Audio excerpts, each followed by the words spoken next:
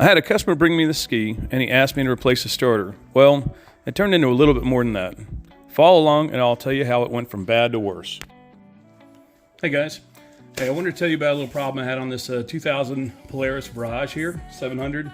It pretty much has the same flywheel as like what's on the 1200s and stuff like that too, but I ran into a problem where when I was trying to take the flywheel off, one, it had so much corrosion on it from getting water intrusion into the mag housing and that kind of thing.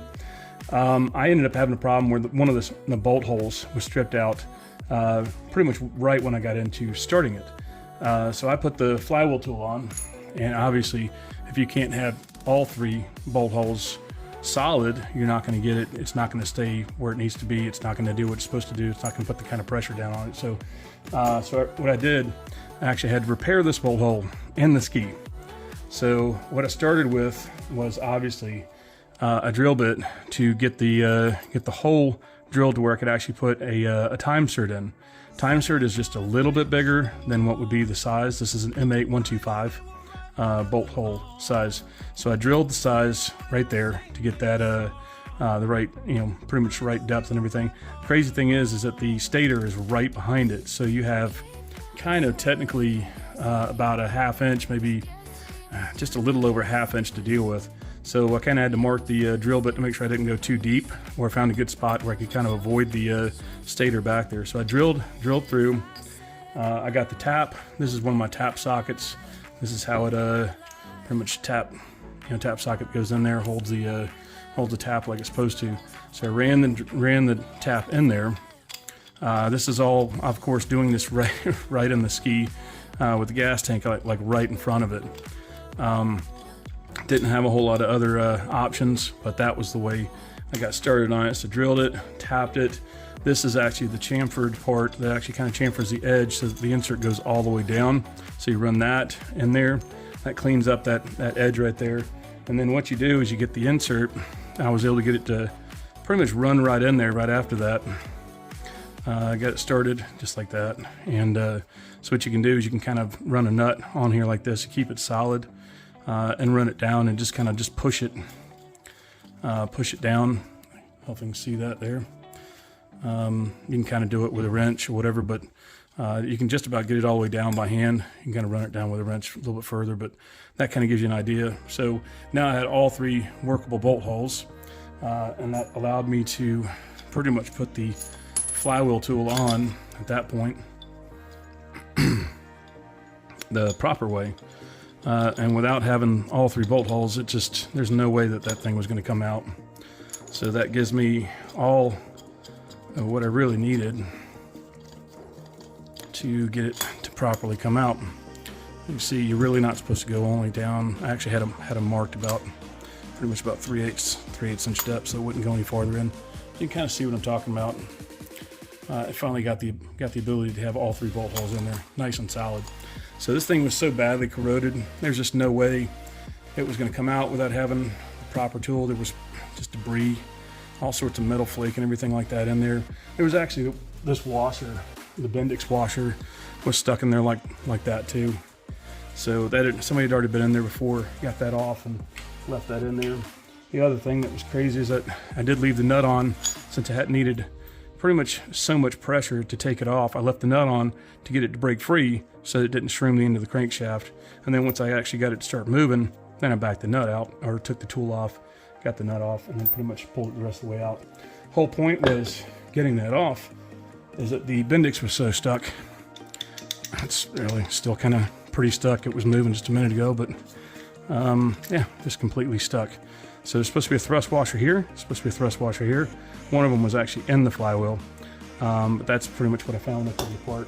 The other thing I found is that this is supposed to be on your nut. So this is actually the oil pump drive assembly right here. This is actually supposed to drive the oil pump assembly.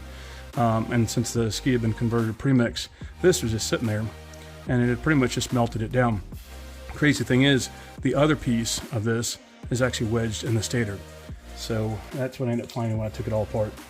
But just hopefully you get a chance to see that. I did use a 90-degree angle drill to do all of this in the ski. So that made a huge difference, getting at an angle just like this and making that, drilling that through. And then just, obviously the tap socket is one of the other things that's really helpful when you're trying to get it to go down nice and straight instead of using a wrench or something like that. So you drill it, you tap it, you use the chamfered portion to actually chamfer the opening, so it actually allows that insert to drop all the way down there. And then at that point, then you actually use this tool to just drive the insert down all the way into there, and then you can actually just pull this part back out and just put the bolt in. So that is pretty much kind of covers all the things needed to get that done. But if you understand that the whole reason was just being able to get this flywheel off so the Bendix could come out. Now at this point, makes it to where the ski is repairable, and that was the insert right there. So you kind of see you got two nice solid bowl holes, and this one was stripped, and this is what it looks like from the back side. So the insert did just barely kind of poke through, wasn't really a big deal, but the stator does sit right into this opening right here, so you have to be really careful how deep you go. But that's it. Hopefully that'll help you guys out in the future.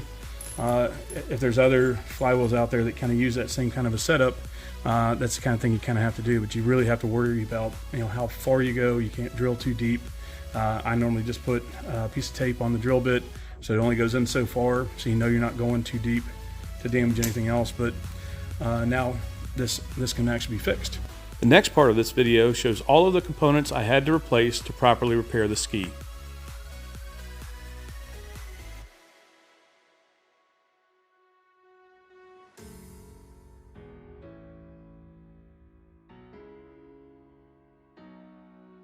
This shows how bad the starter Bendix, stator, and mag housing looked when I took a closer look.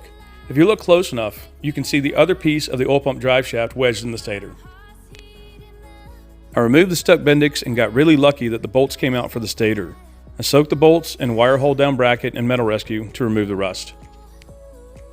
I put rags down under the mag housing and used brake clean compressed air and a toothbrush to clean out the dirt and corrosion in the mag housing. Since the stator I sourced and purchased didn't come with a wiring plug housing, I had to swap the housing over. I took pics of the wire locations for reference. You can use needle nose pliers to pull the orange wiring plug lock out to access the terminals. I swapped the pins in the housing one at a time so they went in the right locations. Now it's time for reassembly.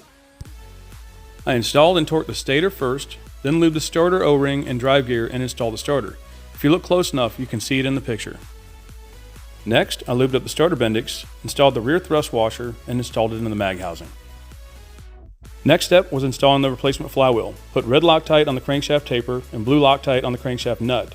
Line the flywheel up on the woodruff key, rock it slightly side to side to be sure it's lined up, and install the nut. Now you can install a new gasket and the flywheel cover. Apply blue Loctite on the cover bolts. The last thing I had to do was install a new gasket for the exhaust pipe to manifold, reattach the hoses, and torque the exhaust pipe hardware. This is just a fully assembled engine bay pick. Now it's time to check to see if everything works. For all the repairs, everything turned out great. It started right up after reassembly. If you enjoyed this video or just found it helpful, please smash the like button. Subscribe to my channel to see more cool videos like this one, and don't forget to check out my description for links to the tools and materials I used in this video.